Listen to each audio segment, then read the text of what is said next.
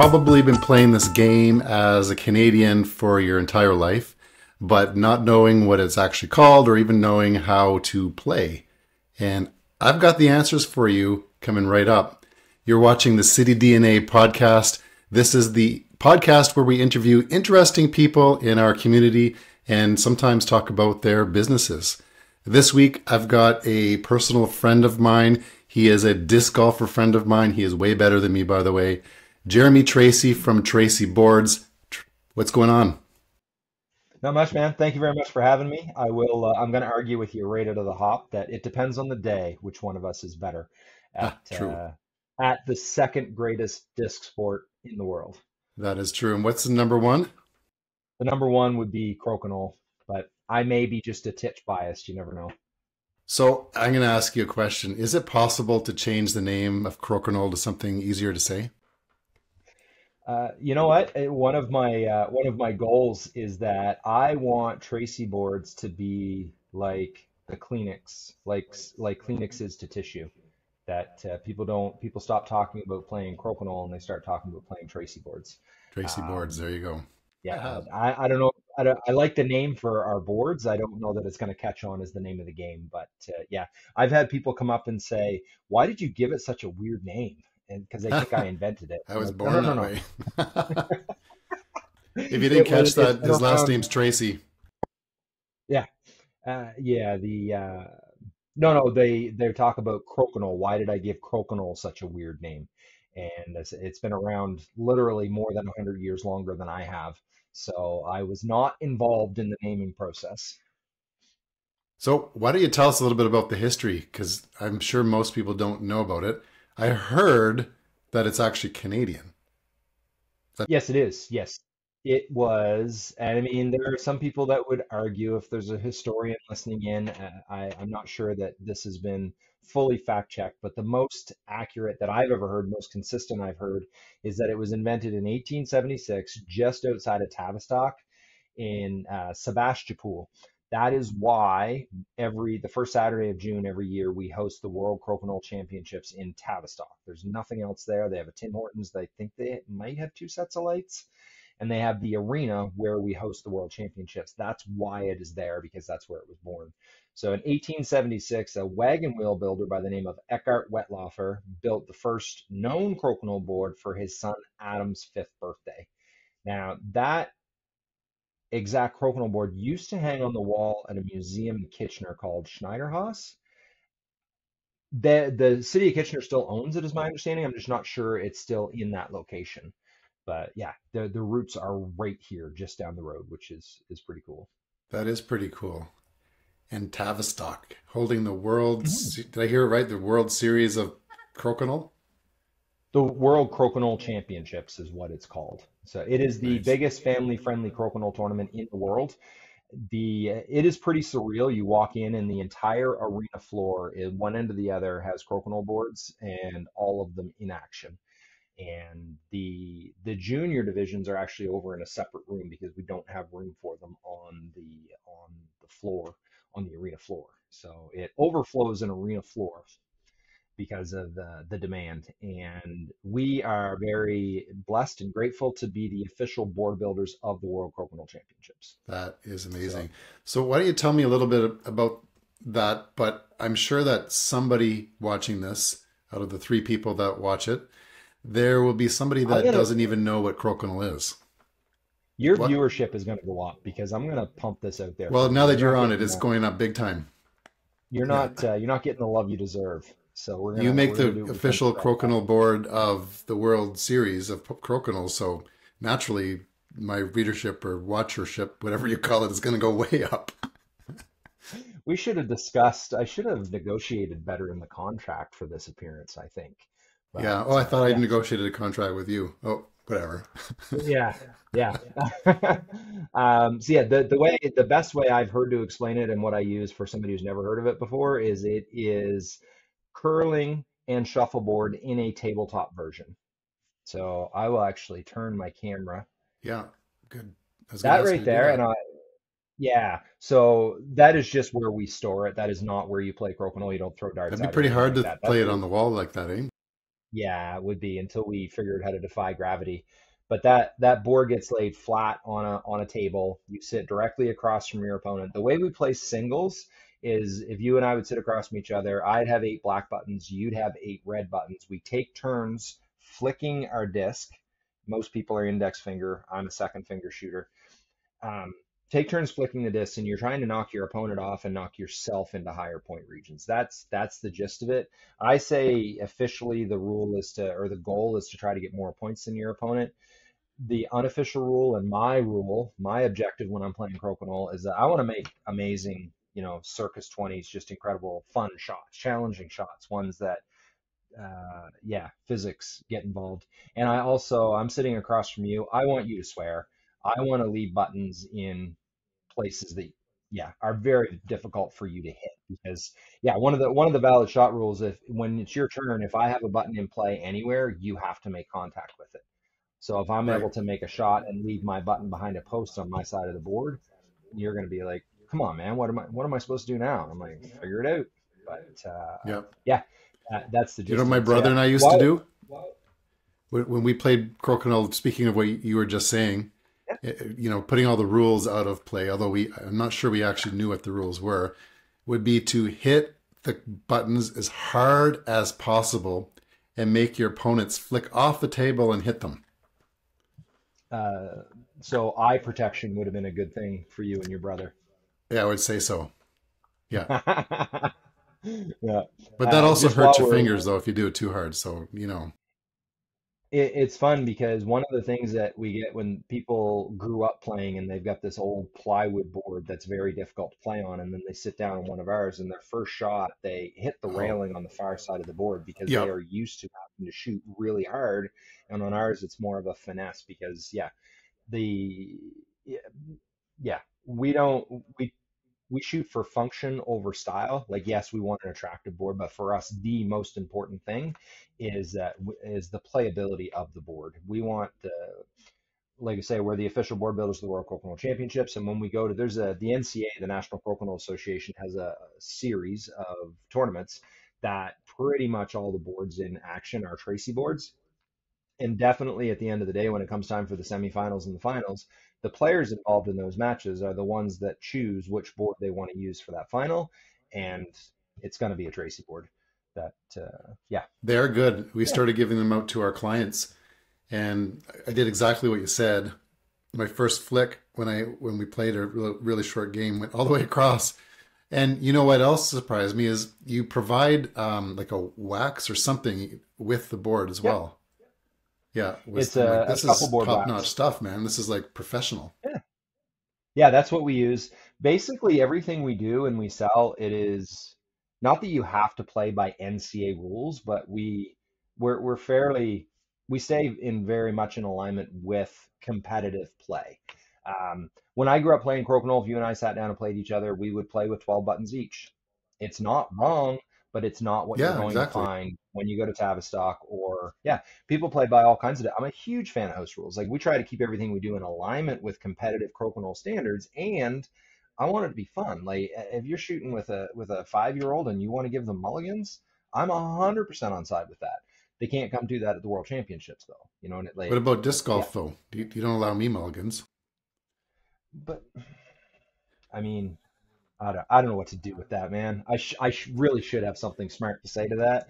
But yeah, I like kids more than you. I don't know. That's the best I got on short notice. So you're But saying there's a yeah, difference between disc golf and crokinole. there is oh yeah, yeah. I mean, there's a lot of if anybody has played both, I would say the most crossover is one skill that is very important when playing competitive crokinole is hitting open 20s, which means there's no opponent on the board. You've got a free shot at the center hole. Your ability to hit those has a huge impact in how you're going to do in that match. Yeah, That absolutely. the mindset stuff that I apply to that is very similar to my putting. That it Putting, yeah. should, yeah, yeah, even though putting You can't hit a distances are putt in disc different, but golf, just, you're done. yeah, basically, yeah, clear the mind and have a process you go through that's crystal clear, that's consistent and repeatable to hit that. But anyway, that's a bit of a tangent, but So would there be professional crokinole players? Would you? people when when people ask me, "Are you a pro or like are you a professional crokinole player?" and I go, "I'm about as professional as it gets." I feel that I feel a little pretentious saying that I'm a professional crokinole player, but the Yeah. National Crokinole Association that I mentioned, we have our series of tournaments throughout the year, and they track stats based on how you finish in the events. I am ranked sixth in the National Crokinole Association, That's amazing. so I do well, and the guys that are ranked from first to fifth, there's levels. They're tough to beat. There's just levels of this So game. do these guys get on their board and practice their making their 20s the same way we'd go out in our backyard and practice, our putting for disc golf? Is it I think it depends on the player. Uh, if I'm being honest, I used to practice a lot more than I do now. Just yeah, I don't know. If you ever tried running your own business, Andrew, yeah. you get Yeah. yeah, you get a little distracted and busy.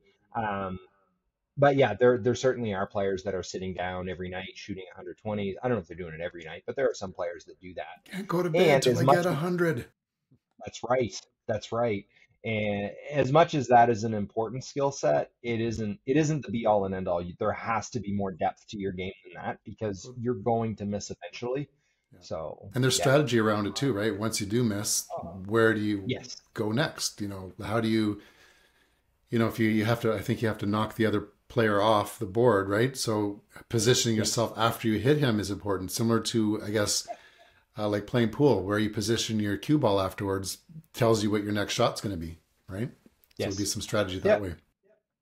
I don't know billiards and pool well enough to say I can't compare the strategies. I just know as simple as the rules of Crokinole are. If you had never played before, we could sit down and inside of 2 minutes, I could get you playing Crokinole. You wouldn't know every rule inside and out, but you'd know enough to get started. Like when we go to conventions and we're teaching literally hundreds of people a day how to play this game they've never seen before, I can do it in 2 minutes and I move on and then I come back later and kind of make some points of clarification. And there's things like the rule that gets the most attention online is we call it the one cheek rule. I believe the official wording of the NCAA rules is one portion of your posterior must remain in contact with the chair. Now, there's some people read that and they take that to mean that it would be illegal for me to do this because I moved out of my chair. That's not true. I'm still sitting in my chair. Right. And then because it got nicknamed the one cheek rule, that you keep one cheek in contact with the chair, there's people that take that a little too literally. I had someone once take a picture of me in a competitive match and I'm over and basically the back of my thigh behind my knee was what was on the chair. Yeah. My cheek wasn't touching the chair. So somebody takes it, but I mean, it's very accepted and understood amongst the pros, like they all do it when you need to get off to the side, but you're not allowed to bump your chair over. You're not allowed to stand up and shoot. Like there's things, but Oh, really? you stay in Like that. contact with the chair. But who's, where does your cheek end? Can you draw a line that shows me exactly where? And my next question, do you want to come judge it? Do you want to sit at the World Championships? Sorry, I got to put this on pause for 1 second. I got it. The city's calling. Hello, Andrew speaking. Hey, Chris, how are you doing? I'm doing awesome. You ready for an inspection? Yeah, the plumber's there right now. Just go to the side entrance on the right side of the house. Awesome. Thanks. Appreciate it, Chris. All right. Bye bye. One more sec. I told the plumber that this would happen, that the city would call right in the middle of my podcast because they have all day to call, right? But they're gonna call right in the middle of ours. I'm If gonna you want the text. phone to ring, just go to the I'm bathroom. glad this is recording because this is the day in life of reality. Yeah, I could edit absolutely. this out, but it actually could be interesting to somebody. Just gotta text our plumber. Hilarious. I don't. It's so funny. Maybe I caused that to happen by saying that this morning that they're gonna come during the podcast and interrupt. You think that's possible? There's an expression that I like. Worry is a prayer for what you don't want. Right. So I should have said something different, like, "Yeah, no worries. The inspector's gonna call right the second after we're done our podcast." There's another expression that no one likes to be should upon, and you just should upon yourself. You know what? Well, let's keep going. What else you got? I'm learning a whole bunch of stuff about life. Yeah, I don't know how deep you want to get, but yeah, that Screw the was probably good. crokinole. Let's talk about life. Yeah. I mean, there's so many lessons in there. There's so many lessons in life, in Crokinole for life. Um, yeah, and you interrupted a very random tangent that I went off on about the one cheek rule. But the point is, like, when Well, you I can go do want to play, get back to the one cheek rule. I thought it was. yes, I thought originally you said one cheat. I'm like, that's kind of weird. But then I thought, okay, the way that you can cheat around the one cheek rule is, Hmm. can't you just tape the chair to your butt and stand up? No, 'cause you're not allowed to move your chair. Ah, that's so your chair has to literally be stationary in one spot. Yeah, and that I mean, our middle son Garrett looks after all our social media, so he recently just posted a match from the Ontario Doubles Championships, where my other two sons were playing against good friends of mine from the US. And somebody made the comment that my buddy Jason had moved his chair. That guy cheated, he moved his chair. When you've got chairs on like a gymnasium floor, there's Yeah, sometimes they even can just by move. shifting in your chair, that chair moves a little bit. Yeah, I mean, I know Jason very well. The man is not a cheater. He's the furthest thing from it. And I know like my chair moves around some, but I mean, basically, I'm not allowed to do this to come over to make my shot. So right. basically, it's a rule of intention. Like your intention is to leave your chair. Right in the rules, you're not allowed to move your chair unless you need to get up and pick a button off the floor. Oh, So really? somebody could knock a button on the floor and then in the process of picking it up, Adjust the chair. adjust their chair. And I don't know. There's That's getting picky the with the rules, though, right? Yeah. yes, So there that brings, are one of the. Go ahead. I'm going to say that brings me to the question. So when you're playing a one-on-one match, Yep. do you have half the board or a quarter of the board? Quarter. Okay, so it's always a quarter no matter how you play. Yes. All right, so my nephew So was right. your and another point of confusion is that your button before you shoot it has to be touching the shooting line of your Back line quadrant. of your Yes. quad. This is the outermost line is the shooting line. It has to be touching that line somewhere in your quadrant. So if this was my quadrant, my button could be all the way over here. So it's technically Yep, more than half of it is outside of my quadrant, but as long as it's touching the shooting line and my quadrant line, I'm okay. right. Okay, They used to, it was, I don't know how many years ago, it used to be the button couldn't be more than 50% over the line. right. That they've adjusted the rules to try to take some of the grayness out of it. So there's another rule that people don't like. We call it the damage rule. If a button comes out, hits the rail, it's dead. That disc is dead. But let's say it comes back in and it moves buttons around. We don't try to put them back. Right. Whatever damage is caused, it stays. Even if my button, I make a shot, my button comes off, bumps yours, and puts yours in the middle for 20 points, that 20 still counts. Because you and I could sit there and argue, no, no, it was there. And then you'd say, no, no, it was an inch to the left. And we'd have a ridiculous argument, but we can't really argue about where it ended up. Right. Okay. So That's a good that's point. kind of the reasoning for the rules. So I had somebody ask me once, like, about how seriously people take it, or if there's cheating or this or that, and I'm like, the biggest tournament in the world is the Worlds. First place in competitive singles is $1,000. I don't know about you. I'm not prepared to cheat and lie or do anything $1,000. immoral for $1,000. But what And about I'm actually, 10,000? Would you do it for 10? I still What wouldn't, about a but I million? believe if it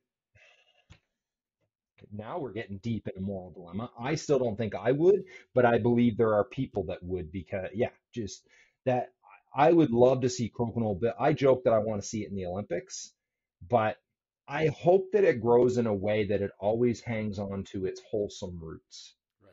In that, I've got a video on my YouTube channel called the Hutch Daddy Principle. Good friend of mine, Andrew Hutchinson, my oldest son Reed, one day, no idea why, he called him Hutch Daddy, and it stuck. It's a term of endearment. It just fits. I was playing, Andrew's now my doubles partner, but I was playing against him in the Ontario Doubles Championships a bunch of years ago.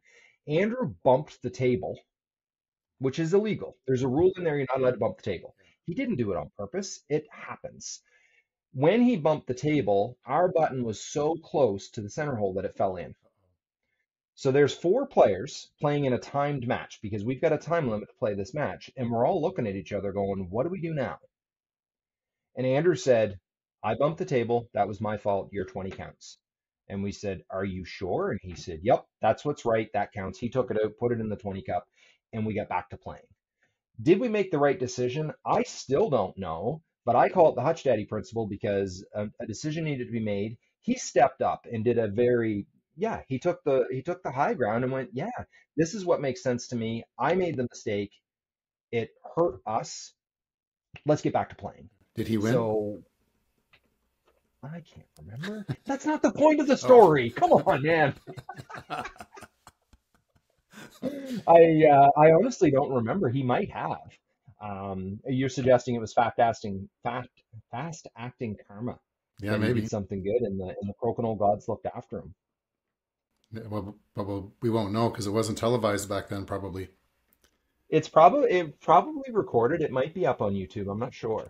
I don't By the know. way, I just popped onto your page before we started here, and two things. I watched a video, which I'll talk about in a second, but I noticed that there are tournaments that are being recorded. That's pretty cool stuff. Yes. That's pretty COVID So stuff to watch during COVID. I remember watching somebody made this marble track in the sand, and I watched that for hours. They put, 10 yeah. marbles at the top, and they're all different colors, and I'm like, go red, go blue. Oh, no, no.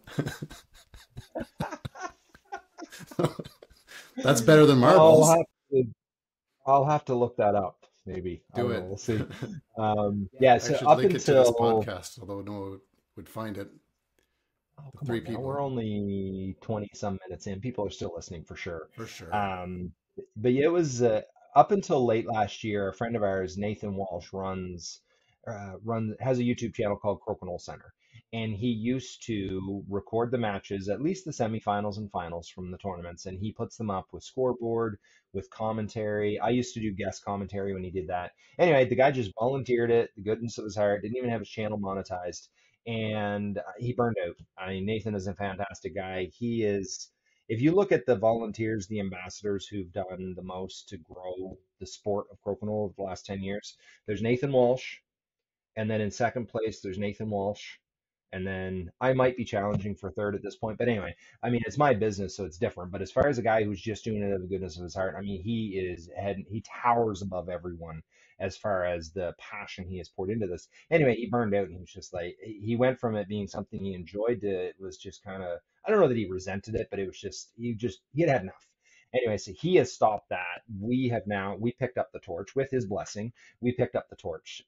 And Garrett, who looks after our social media, now also looks after. I love doing the commentary, sitting down doing a scoreboard, doing the editing. I'd rather slam my hand in the car door than do that stuff. So now you will find those competitive matches going forward will be on our channel. Although Nathan may still do some once in a while, but You made that a is a great way to go understand the higher level strategies that the I'm going to keep doing this every time I say pros that the pros use. So yeah. totally the same way that I watch disc golf to learn how to be a better player. I would do the same for that, just picking up different strategies, different techniques. Yeah, totally would watch that for sure. You mentioned business and burnout. So you are a player and you are a manufacturer Yep. and probably a couple different hats in the arena. How do you balance growing your business and keeping the fun in it? Some days better than others. Um, a lot of help from my family is one thing. And even just a couple weeks ago, we had the Elmira Winter Classic that we ran here in Elmira. Good friend of mine, previously mentioned Andrew Hutchinson, him and I worked together. We were co-organizers of that event. Amazing guy. Volunteered so much time and energy to help that. I think it was a hugely successful event. As far as I was one of the organizers. We provided every single board that was used there. I organized a social the night before at our local brewery because we had people from 7 different states. There was a guy who came up from Texas to play in the tournament, Ohio, Illinois. New York, Indiana, like the people came from all over. A couple of them stayed here at my place. Um, in the church the night before, setting up all the boards, doing the teardown the next day, like all the work that goes with that. I don't mind it. Did it affect my play? Probably. In the morning, there was one match in the morning that as soon as our round robin ended in the morning, I had announcements to make. So I was sitting across from John Conrad. The guy's won the worlds like two or three times. Great player. There were a couple of shots that I blamed being distracted on why I missed them, but it didn't matter. I was still in the eighth hole in the afternoon. It was fine. Um, I don't mind it, and there is a part of me that misses the day that I could just walk up, play, and go home. Those days are done, and that's fine. I accept that. That is one of the reasons with disc golf, I basically refuse to have anything to do with organizing. Like, I mean, I want to, like, the league we play in, there's times that I'll grab growlers for the two guys that run it and go, thank you. Because having been on the organizing side of it, I just have so much gratitude and appreciation for the people that put the time and energy in that I can just walk up. I could be hungover. Not saying that I am. I'm just saying like I don't need to be anything. I'm just a dude being a fellow when I walk onto the disc golf course. And I am very attached to that. I was looking at a digital printer as part of my business and just chatting with the salesman, it came up that disc golf was a hobby of mine. He goes, "Oh, you can print discs for people." And I went, "Absolutely not. I'm not doing it. Is it a good idea? Probably, but that is my safe space." Yeah. Yeah, your safe space. You know what I mean? And I mean, maybe that's dramatic, but yeah, there is a part of me that wishes that there are tournaments that I go to that I am less involved in. But I mean, I'm part of the NCAA board of directors. I sit on the committee for the World Crokinole Championships. There's two of the tournaments that are the NCAA on the NCAA tour that I run. I run one with Andrew. I run one in May with Nathan Walsh. So yeah, that it is something I try to be mindful of, but fortunately, with Elaine will go to the events with me. She takes a huge load off my plate, and the boys, I say the boys, I need a different The expression. men. They'll always they'll always be my sons, but I mean they're 25, 23, 21. They're not boys Yeah. anymore. They'll The always be your gentlemen, boys. the offspring, The the next offspring. generation. Hey, Yeah, offspring. they Get in the yeah. truck. Yeah, and I don't. How was that for an absolutely terrible answer to your question? That was great. Um, It's yeah, very real. And yeah. on top of that, you're trying to expand your business too. And so, I've noticed, I've noticed because you're not always there as much for disc golf as you were. You're always seem to be out somewhere in the world doing something for Crokinole. Tell hmm me, or if tell me what you can about that, and what are you up to? Uh, I mean, two different questions there. What have I been up to, and what am I going to be up to? Last year, 2023, we traveled more than ever before, and 2024, I'm probably going to travel about 50% more than I did last year. And I mean, you just mentioned the burnout thing. That is something that I need to be mindful of because I am getting more and more invitations to go to this event, go to that event, go to this event. Here's a great example coming right up tomorrow. Um, Almost a year ago, I got approached by a friend of mine that said, "Hey, there is a one-day convention in South Bend, Indiana. That is happening this weekend." This is a year ago. He brought it up, and he's like, "I'd really like you to go." And I looked at the map, and I'm like, "It's 6.5 hours away. I don't have anything else going on. Sure, why not?" He's a friend of mine. Should be good. Not a huge event because some of the events we go to, like we went to PAX Unplugged in Philadelphia in December, 20,000 people there. Just absolutely amazing for business. They're not all there for Crokinole. That's a board gaming convention. There was a lot. Half of those people probably didn't even see the boards because yeah, the place is massive. Anyway, I agreed to that event in South Bend. And then an event that I went to last year called Level Up, which is a bigger event in so many ways. And a lot of good friends of mine go to that event. That is this weekend for 3 days. And I'm like, I can't back out. I gave my word. Yeah. I'm going to South Bend. And then I had a chat with them, and with their blessing, Nolan and my son is going to go in my place. So he's going to South Bend to run a 1 day event. I'm going to New Jersey to attend a 3 day event, and we'll each be running tournaments. I am pumped about that because, yeah. There's going to be Tracey Boards is going to be in two different locations The at the same same time. time. Yeah. Yeah, that is exciting. So we go to these gaming conventions. The other thing that we do is about a year ago, Elaine and I, it's my wife who's my business partner, we got involved with a business coaching program. Once a quarter, they have a 2 or 3 day seminar somewhere in the States. We travel to that, and while I'm there, whatever Crokinole clubs are in the neighborhood, I get a hold of them and say, hey, can I come visit? And generally, they are very excited to have the head guy from Tracey Boards show up and play crokinole and hang out. And I mean, we get treated a little too good sometimes when we go to those. Like a lot of those in the U.S., the clubs that are popping up, a lot of them are hosted in pubs and breweries or whatever. It is it's tough for me to buy my own beer. There's somebody usually right there going, no, no, you stopped here. We're happy to let me buy you a beer. Let me pay for it. And I'm like, I can buy my own beer. But yeah, it is pretty cool how much the excitement around the game and what we are doing is growing. And yeah, it's yeah. Becoming a So celebrity. there's Well, you already are. So in Guelph, anyways, the in Elmira. we go to Boston as well for an event called PAX East, and I've had a few experiences like this. This is the one that strikes me the most funny. We were waiting to get on the shuttle to go over to the Boston Convention Center. It was day one of the event. So we come out of the hotel, we're standing there waiting in line, and this young guy in front of me turns around and he goes, "Holy!" Comes out with a mouthful, and he says, "Are you Jeremy Tracy?" I'm like, "I look like him." Anyway, and he's like, "Can we get a picture together?" And there's my wife going, "We're not even there yet."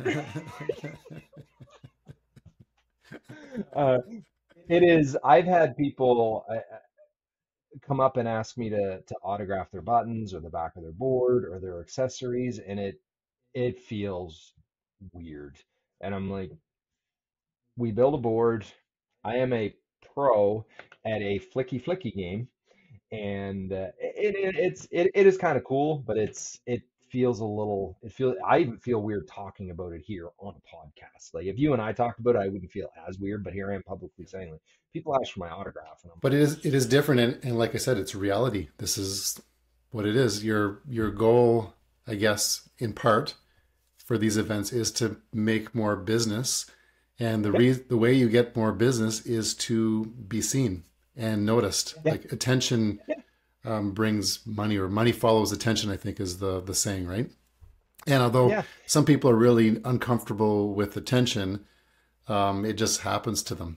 If you're good at yeah, something, or you're, in your case, the official sponsor for or board maker for an organization, and you're good at what you do too, you're going to have attention. So, don't sell yourself short with that. So I'm going to yeah. ask And I you to mean, sign my button sure, sure. on Saturday morning. You won't be here. No, I won't be. I'll be in New Jersey.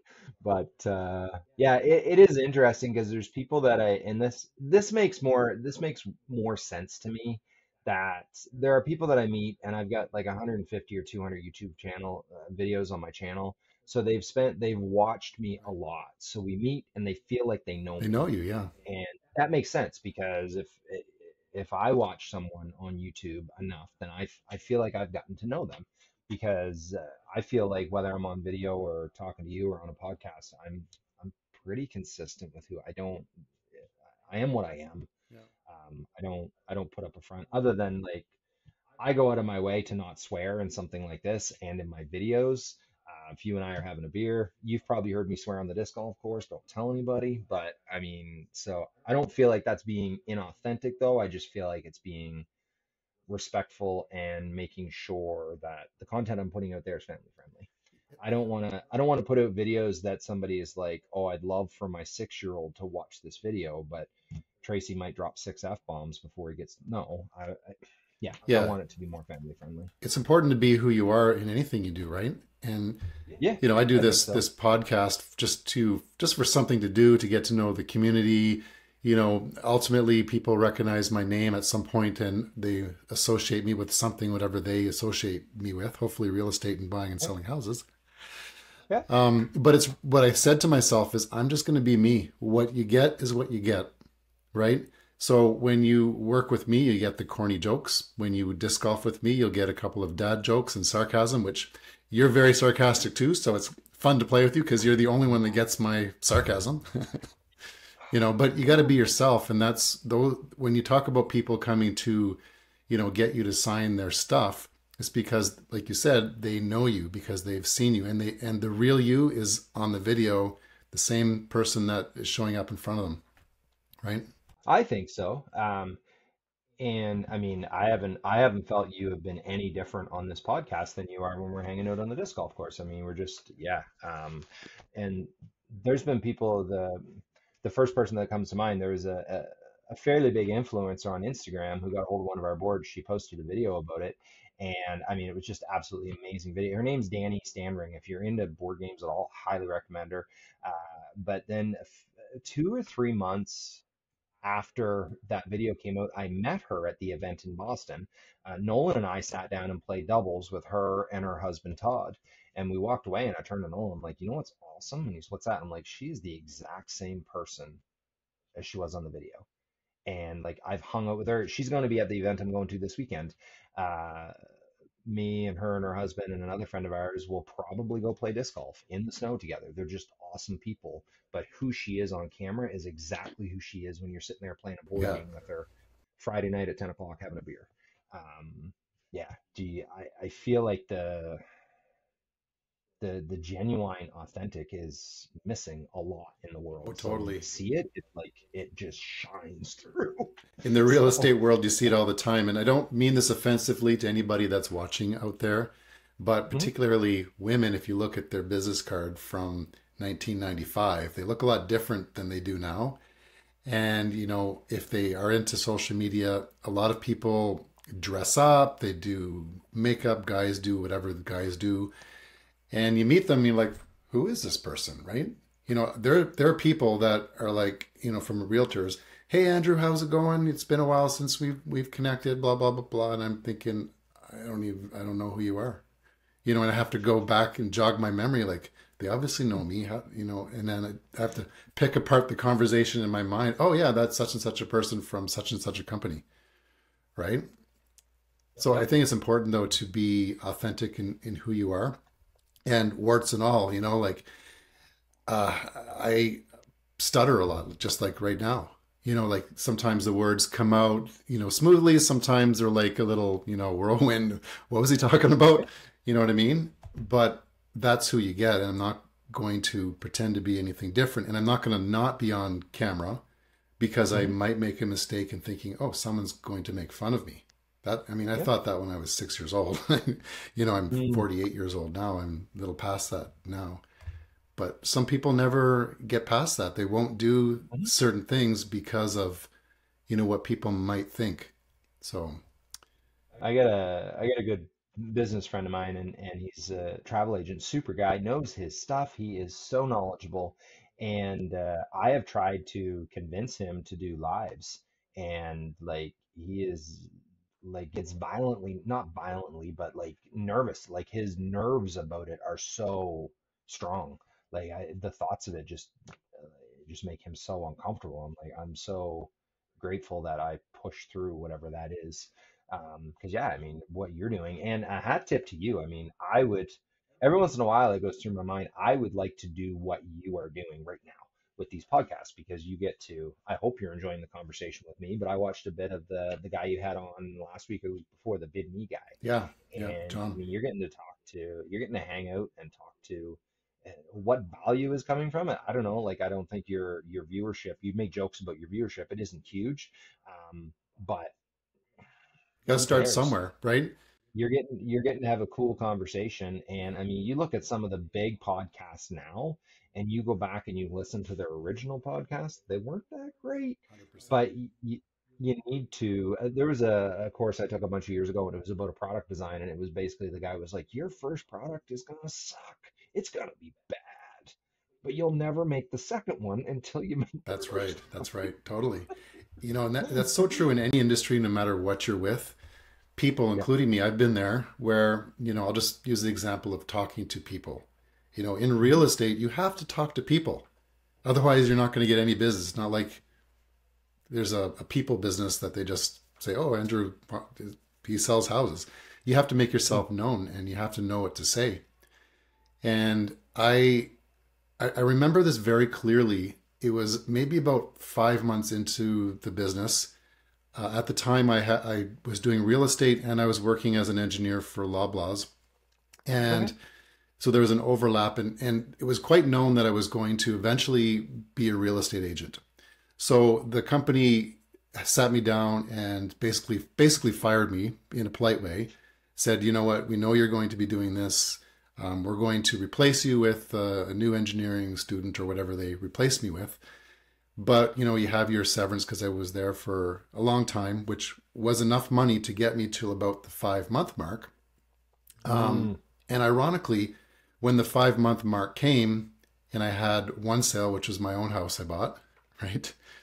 I'm like, I have to talk to people. I have to do something different. Now, I was working hard. I have to confess that. I was doing 4 open houses every weekend. I was, doing stuff. But one thing in particular that I didn't do was call up. Back then we had for sale by owners more than we do Yep. now.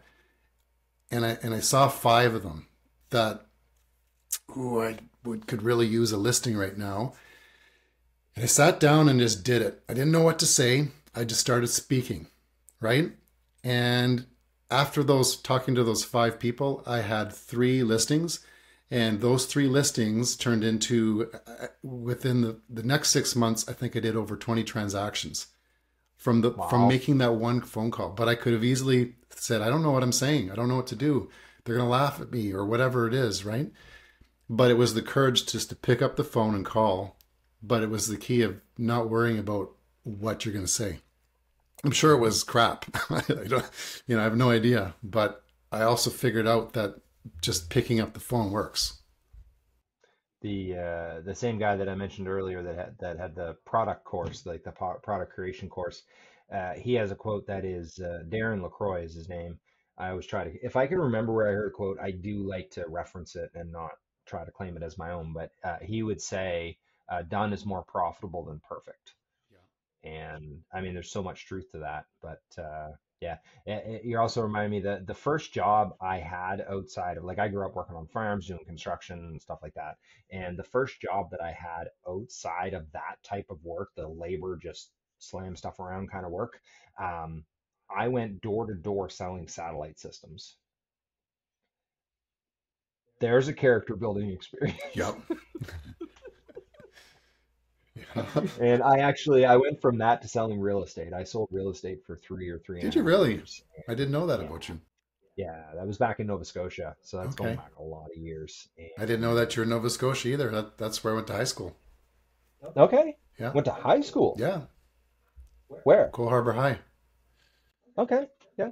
I grew up in the Annapolis Valley, Oh, so I did you? went Okay. through my schooling was in Central Kings in Cambridge, Nova Scotia. How old are you? So Are you the same age as me? I'm way younger than you, Oh yeah, like that's what I thought. 2 years. I'm 46. 46, so I'm So 48. So we would have been in Nova Scotia at the same time, brother. did you play hockey? No. Because I remember some barn burners with Cole Harbor. I watched hockey though. There, I just Yeah. wasn't good enough. You got to learn how. You Okay. have to know how to skate to play hockey. Yeah, I was decent at hockey, but yeah. But no, my wife and I both grew up there, and then when I was 19, we moved to Alberta, lived out there for 3 years, Yeah. and then back to Nova Scotia for five, and Okay. then came to Ontario. So we've been here, been in Ontario like 18 years or so. Yeah, I've been So about the same for me. I came around 2001, okay, and then yeah, Deet and I were together for about 5 years, and then got married. We've been together now 17 years. Married time flies, 17 eh? years, together more than that. Whatever 17 plus 5 is. We're 22 uh, years. we're Holy coming, smokes. yeah, we're coming up on our 25th wedding anniversary. Wow. So That's yeah, and that's insane. So yeah. you're high school sweethearts then, aren't you? No, I was just after I was in college. College. I'm not only am I younger than you, I'm also younger than my wife. Wow. Yeah, she's like 2.5 years older than me. So Yeah, it was my first year out of high school. So I was like 18 when we met. She was 21. And I said, oh, I mean, she just, yeah, grabbed this young kid off the street and tried to mold me. Yeah, yeah. How'd you work? How did that work out? Well, every once in a while, she'll look at me and go, Jeremy, I married a pig farmer. It's so What are we funny. doing now? What trip are we taking now? Where are we going? Oh, Yeah. but So you you no, and go ahead. you went from pig farming to making boards. So I'm interested to know, like, how did you get into making boards? Was there some kind of experience with that before, or? No, I won't bore you or your viewership with all of the tangents that my working career took. But I basically went back and forth between like sales type Yeah. job and labor type jobs a number of times, and quite honestly, I had a couple of businesses that didn't go well, and I went back to labor type work because to lick my wounds basically, and to resuscitate my bank account a little bit because after going through the ringer a couple of times, it was just nice to know that there was a paycheck there Yeah. True. every Friday. Anyway, I was working a job. I didn't mind the job, but I knew that I wanted something more.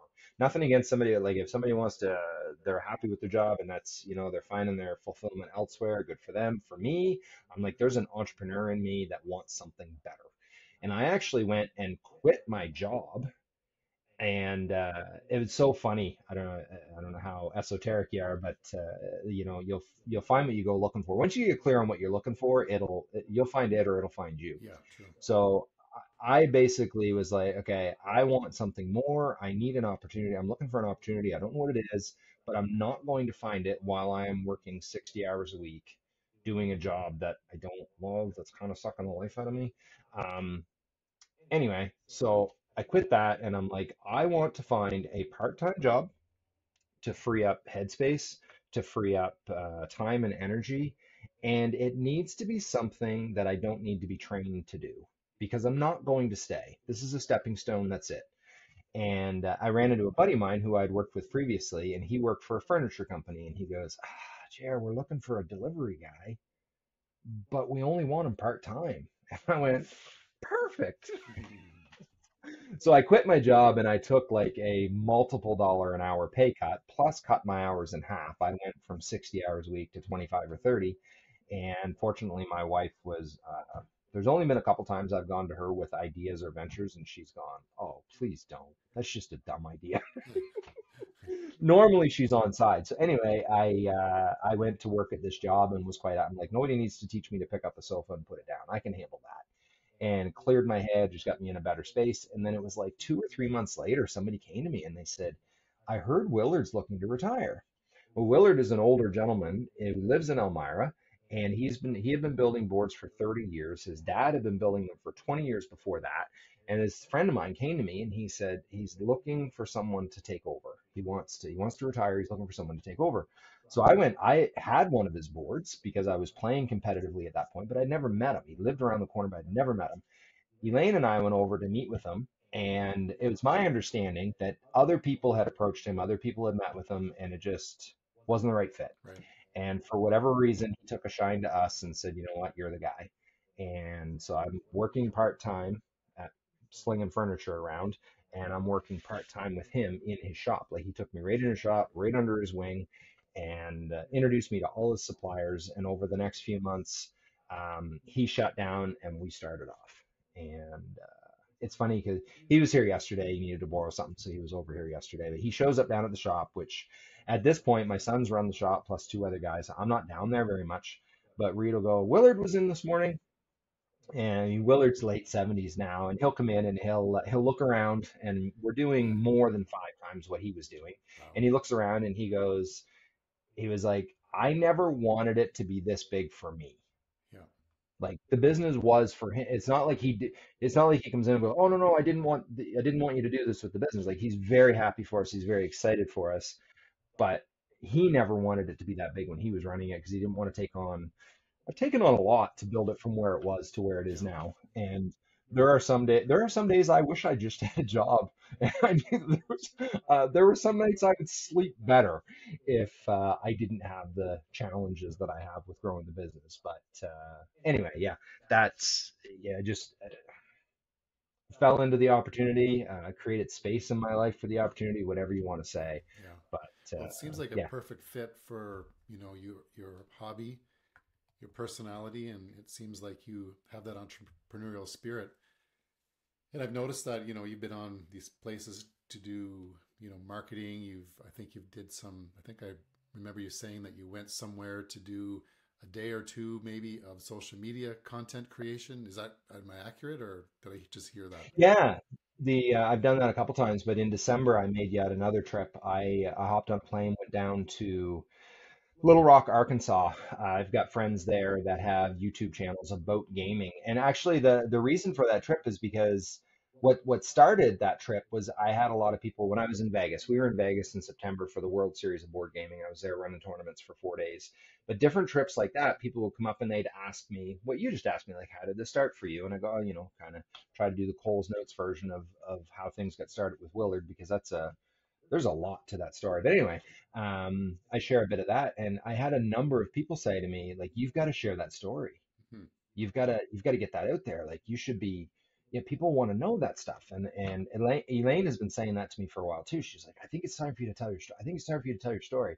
And I'm like, I feel a little. I mean, this is my recording studio. I feel a little pretentious sitting in a room by myself, turning on the camera and going, "So."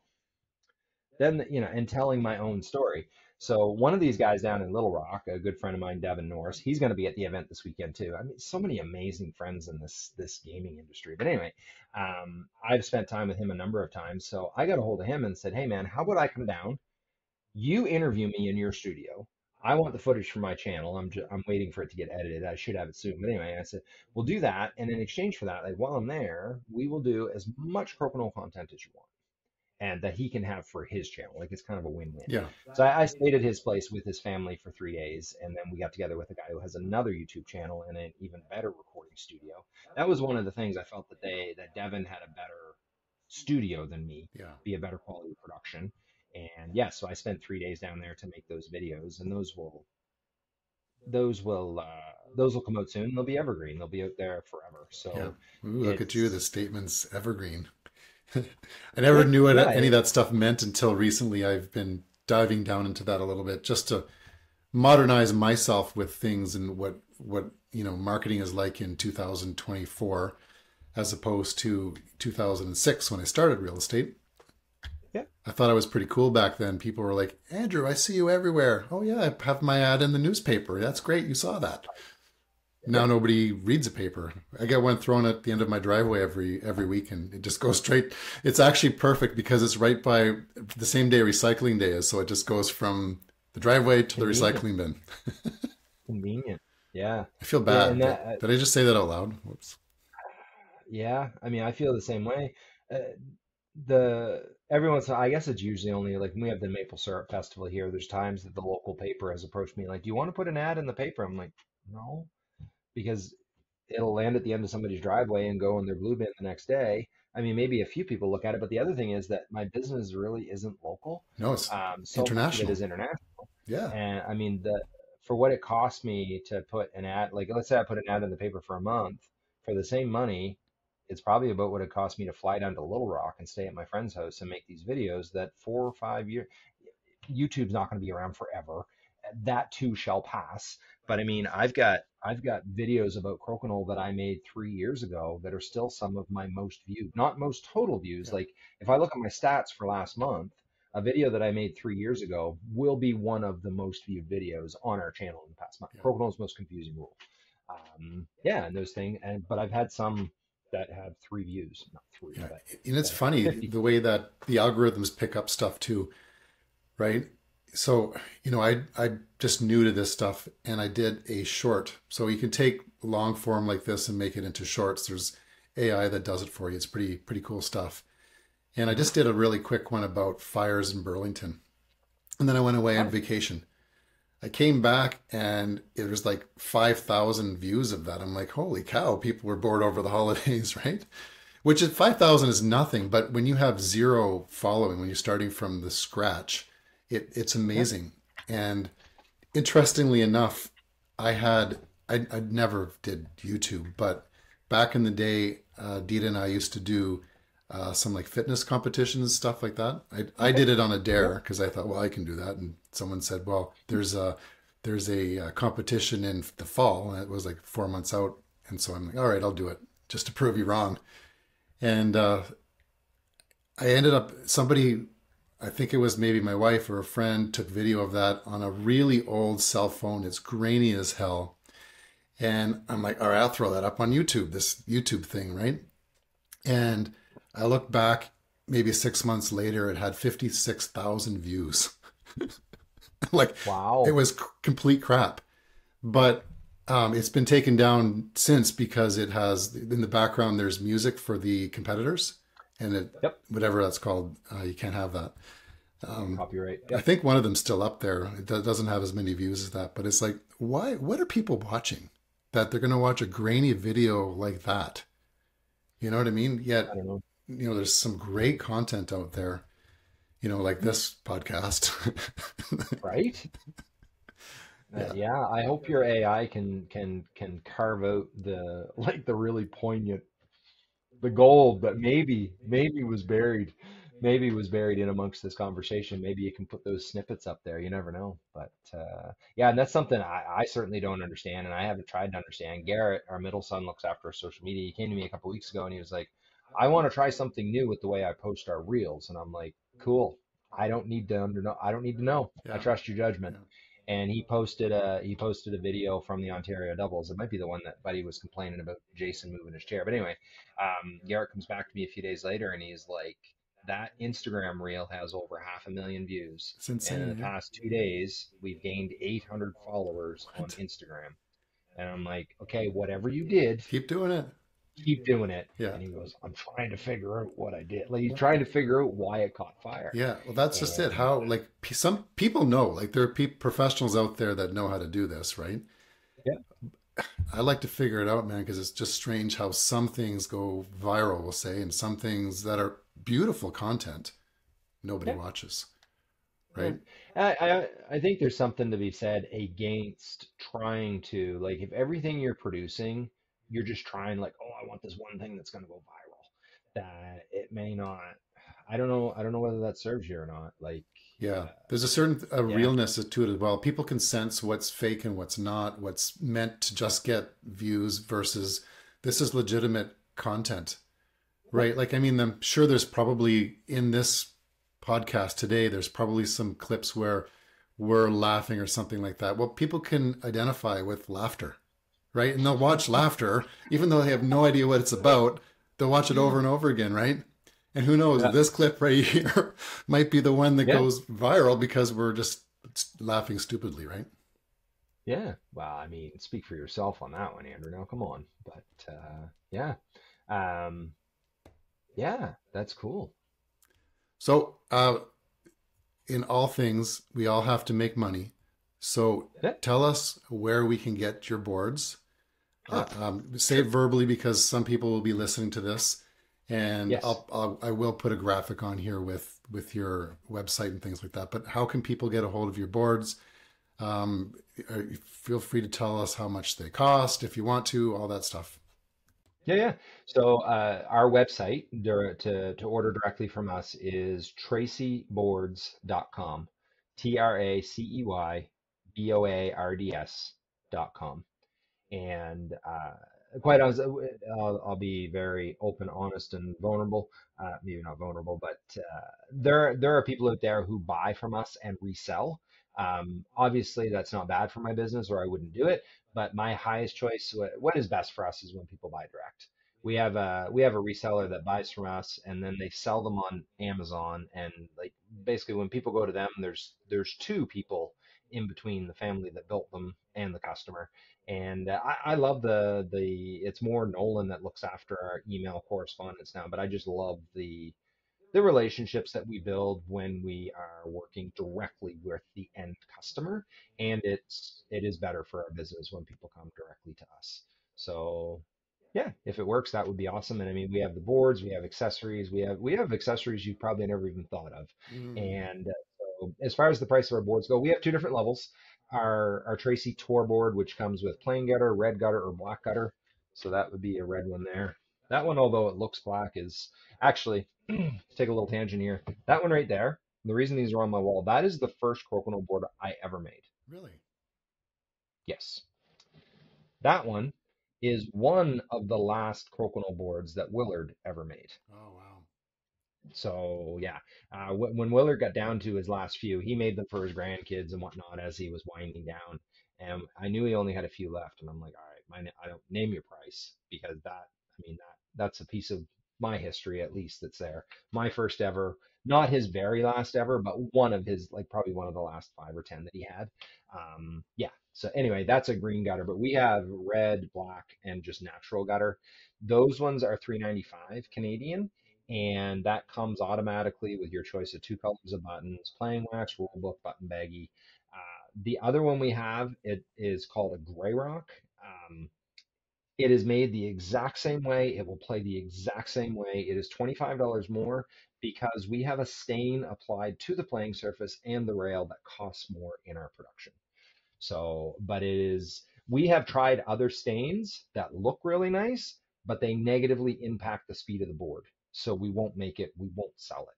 So the gray rock is one, the chemical makeup of the gray rock has zero impact on the playability. So you don't need to look, oh, which one do I want? Which one do you like the look of? Yeah. Yeah, that's all you have to decide. And then I think we've got 10 or 11 button colors now to choose from. And yeah, but the way we look at it, the board package includes everything that you need in order to play. We have Perfect. accessories like if you want to hang it on the wall, we've got the wall hanging mount. Yeah. There's something called 20 holders. They're tubes that sit on the rail. So if you start dropping 20s, it's just really nice to have a convenient place to store Yeah, those. And true. you and I are playing, and I can quickly look and go, Andrew's got 420s. I've only got three. I got to come back in this round. Yeah, and we have a bunch of different accessories like that. So Awesome. And one other thing yeah, too, and I'm going to share this with you guys. I haven't actually done it yet, but it's in the works. You yeah, can brand your board, right? So from a yes, business perspective, being a realtor, I feel like this would be a good closing gift for certain families because guess what? They're going to play this together. They're going to get a good feeling together. That feeling is going to be related to you because your name and logo are on that. And you yep, gave it to them for their very first house. yeah. Now, for a couple of reasons, I am a big fan of a little bit more subtle Yeah. customization. So something that goes on the edge between the edge and the planes and the shooting line. Hmm. It's still there, but I mean, if you take your DNA emblem and make it the entirety of the board, Nah. it's just yeah. I feel like just subtle, the same as our logo is on the Yeah. edge of our Just board. It's subtle. just a subtle logo on there. I mean, people. I have ones where people take their logo and it is the entirety of their board. That makes more sense to me if it is the owner the person who owns that logo. Yeah. You know what I mean? Like for them, that they want that big and bright and you know.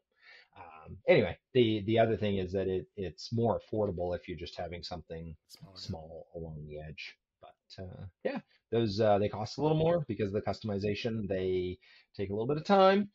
I tell people 6 weeks turnaround. We hope to do better, but there are times that a custom board is almost done and something goes sideways, and I got to start over. Yeah. So we like to try to give ourselves some buffer in there. But yeah, that's absolutely something we'd be open to talking about. So yeah. Awesome. Thanks, Jeremy. I really appreciate your time. It's been fun as always. And when you get back from your trip, I will hopefully get on your card for disc golf and beat you. Oh, did I say that out loud Well, too? I mean, Shoot. it's good to dream big, Andrew. It is good to dream big, This is and my I goal. think that I mean, like I said earlier, I really appreciate the organizers at disc golf, and I'd hate to put any undue strain on them, but I think we could probably finagle something and make it happen that you and I are on the same card. Good. So on the day that you're feeling good, you're feeling strong, and it's your day, then you just pick your spot. You come to somebody on my card, ask them to trade, and we'll go head to head. And but it will be a duathlon because after that we'll go sit down and play crokinole. Perfect. And you have no idea how I play Crokinole either, so that could be fun. Icky. And actually, I don't know I'm how I looking play forward either. to it. Very Awesome. good. All right. There's a skills tip series on my website. Go watch I'm that. going to watch And them from now for the next 2 weeks until you get back, and there you then go. I'll be a pro. There you go. Yeah. Awesome. Awesome, man. Thank you very much for having me. It's been great to chat. And yeah, I look forward to seeing which snippet AI grabs. And yeah, this comes out. We'll pump it up. We'll build your viewership and onward and upward. Awesome. Thanks, brother. Appreciate your time. Thank you.